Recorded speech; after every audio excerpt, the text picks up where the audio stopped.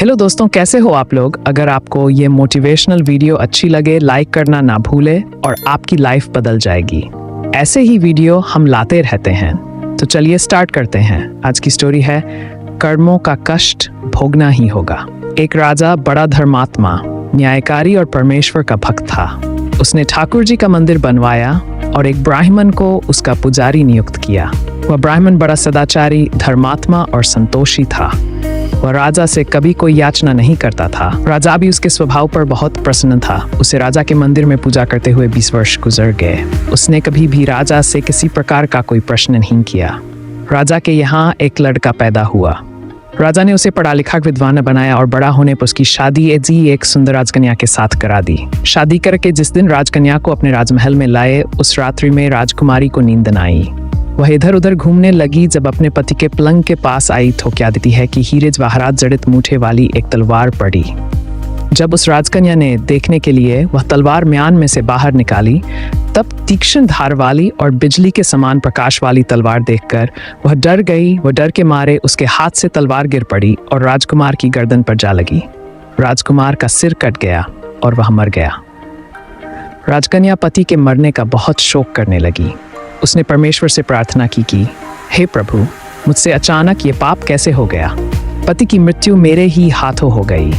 आप तो जानते ही हैं, परंतु सभा में मैं सत्य न कहूंगी, क्योंकि इससे मेरे माता पिता और सास ससुर को कलंक लगेगा तथा इस बात पर कोई विश्वास भी न करेगा।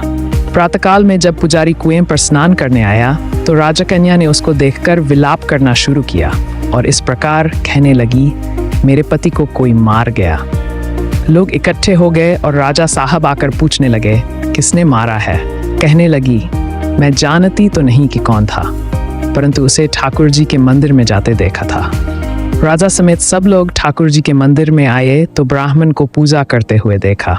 उन्होंने उसको पकड़ लिया और पूछा, तूने राजकुमार को क्यों मारा। ब्राह्मण ने कहा, मैंने राजकुमार को नहीं मारा। मैंने तो उनका राजमहल भी नहीं देखा है। इसमें ईश्वर साक्षी है। बिना देखे किसी पर अपराध का दोष लगाना ठीक नहीं। ब्राह्मण की तो कोई बात ही नहीं सुनता था। कोई कुछ कहता था तो कोई कुछ। राजा के दिल में बार बार विचार आता था कि यह ब्राह्मण निर्दोष है, परंतु बहुतों के कहने पर राजा ने ब्राह्मण से कहा, मैं तुम्हें प्राणदंड तो नहीं देता, लेकिन जिस हाथ से तुमने मेरे पुत्र को तलवार से मारा है, तेरा वह हाथ काटने का आदेश देता हूँ। ऐसा कहकर राजा ने उसका हाथ कटवा दिया। इस पर ब्राह्मण बड़ा दुखी हुआ और राजा को अधर्मी जान उस देश को छोड़कर चला गया। वहां वह खोज करने लगा कि कोई विद्वान ज्योतिषी मिले तो बिना किसी अपराध हाथ कटने का कारण उससे पूछूं। किसी ने उसे बताया कि काशी में एक विद्वान ज्योतिषी रहते हैं। तब वह उनके घर पर पहुंचा। ज्योतिषी कहीं बाहर गए थे। उसने उनकी धर्मपत्नी से पूछा, माताजी, आपके पति ज्योतिषी जी महाराज कहाँ गए हैं।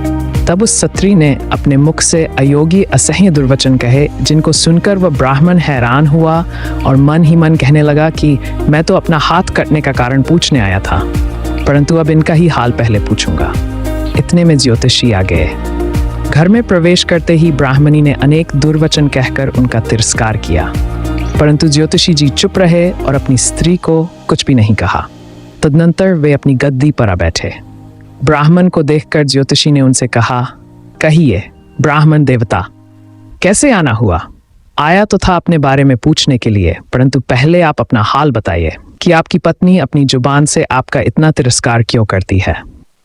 जो किसी से भी नहीं सहा जाता और आप सहन कर लेते हैं, इसका कारण है, ये मेरी स्त्री नहीं, मेरा कर्म है। दुनिया में जिसको भी देखते हो, अर्थात भाई, पुत्र, शिष्य, पिता, गुरु, संबंधी, जो कुछ भी है, सब अपना कर्म ही है। यह स्त्री नहीं, मेरा किया हुआ कर्म ही है और यह भोगे बिना कटेगा नहीं। अवश्यमेव भोक्तव्यं कृतं कर्म शुभाशुभम नाभुक्तं क्षीयते कर्म कल्पकोटिष्टेरपि। अपना किया हुआ जो भी कुछ शुभ अशुभ कर्म है, वह अवश्य ही भोगना पड़ता है। बिना भोगे तो सैकड़ों करोड़ों कल्पों के गुजरने पर भी कर्म नहीं टल सकता। इसलिए मैं अपने कर्म खुशी से भोग रहा हूँ और अपनी स्त्री की ताड़ना भी नहीं करता, ताकि आगे इस कर्म का फल न भोगना पड़े। महाराज, आपने क्या कर्म किया था, सुनिए। पूर्वजन्म में मैं कौआ था और मेरी स्त्री गधी थी। इसकी पीठ पर फोड़ा था। फोड़े की पीड़ा से ये बड़ी दुखी थी और कमजोर भी हो गई थी। मेरा स्वभाव बड़ा दुष्ट था। इसलिए मैं इसके फोड़े में चोंच मारकर इसे ज्यादा दुखी करता था। जब दर्द के कारण यह कूदती थी तो इसकी वजीहत देखकर मैं खुश होता था। मेरे डर के कारण यह ससा बाहर नहीं निकलती थी, किंतु मैं इसको ढूंढता फिरता था। यहाँ मिले वहीं इसे दुखी करता था। आखिर मेरे द्वारा बहुत सताए जाने प्रस्त होकर यह गावसे 10-12 मील दूर जंगल में चली गई। वहां गंगा जी के किनारे इस खनवन में हरा हरा घास खाकर और मेरी चोटों से बचकर सुखपूर्वक रहने गई। लेकिन मैं इसके बिना नहीं रह सका था। इसको ढूंढते ढूंढते मैं उसी वन में जा पहुंचा और वहां इसे देखते ही मैं इसकी पीठ पर जोर से चोंच मारी तो मेरी चोंच इसकी हड्डी में चुभगी। इस पर इसने अनेक प्रयास किए, फिर भी चोंच न छूटी। मैंने भी चोंच निकालने का बड़ा प्रयत्न किया, मगर न निकली। पानी के भय से ही ये दुष्ट मुझे छोड़ेगा, ऐसा सोचकर यह गंगा जी में प्रवेश कर गई, परंतु वहां भी मैं अपनी चोंच निकाल न पाया। आखिर में ये बड़े प्रवाह में प्रवेश कर गई। गंगा का प्रवाह तेज होने के कारण हम दोनों बह गए और बीच में ही मर गए। तब गंगा जी के प्रभाव से है तो ब्राह्मणी बनी और मैं बड़ा भारी ज्योतिषी बना, जो मेरे मरण पर्यंत अपने मुख से गाली निकाल मुझे दुख देगी, और मैं भी अपने पूर्व कर्मों का फल समझकर सहन करता रहूंगा। इसका दोष नहीं मानूंगा, क्योंकि ये किए हुए कर्मों का ही फल है, इसलिए मैं शांत रहता हूं। अब अपना प्रश्न पूछो। ब्राह्मण ने अपना सब समाचार सुनाया और पूछा, अधर्मी पापी राजा ने मुझ निरपराध का हाथ क्यों कटवाया? ज्योतिषी, राजा ने आपका हाथ नहीं कटवाया, आपके कर्म ने ही आपका हाथ कटवाया है। किस प्रकार? पूर्वजन्म में आप एक तपस्वी थे और राजकन्या गौ थी तथा राजकुमार कसाई था। वह कसाई जब गौ को मारने लगा तब गौ बेचारी जान बचाकर आपके सामने से जंगल में भाग गई। पीछे से कसाई आया और आपसे पूछा कि इधर कोई गाय तो नहीं गया है? आपने प्रण कर रखा था कि झूठ नहीं बोलूंगा। अतः जिस तरफ गौ गई थी उस तरफ आपने हाथ से इशारा किया तो उस कसाई ने जाकर गौ को मार डाला। गंगा के किनारे वह उसकी चमड़ी निकाल रहा था। इतने में ही उस जंगल से शेर आया और गौ एवं कसाई दोनों को खाकर गंगा जी के किनारे ही उनकी हड्डियां उसमें बह गईं।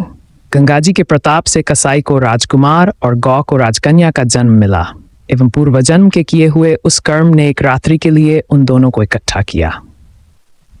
क्योंकि कसाई ने गौ को हंसिए से मारा था, इसी कारण राजकन्या के हाथों अनायास ही तलवार गिरने से राजकुमार का सिर कट गया और वह मर गया। इस तरह अपना फल देकर कर्म निवृत्त हो गया। तुमने जो हाथ का इशारा रूप कर्म किया था, उस पाप कर्म ने तुम्हारा हाथ कटवा दिया है। इसमें तुम्हारा ही दोष है, किसी अन्य का नहीं। ऐसा निश्चय कर सुखपूर्वक रहो। कर्मफल का भोग टलता नहीं। कितना सहज है जान संयुक्त जीवन। यदि हम इस कर्म सिद्धांत को मान लें और जान लें तो पूर्वकृत घोर से घोर कर्म का फल भोगते हुए भी हम दुखी नहीं होंगे, बल्कि अपने चित्त की समता बनाए रखने में सफल होंगे। भगवान श्री कृष्ण इस समत्व के अभ्यास को ही समत्व योग संबोधित करते हैं, जिसमें दृढ़ स्थिति प्राप्त होने पर मनुष्य कर्म बंधन से मुक्त हो जाता है।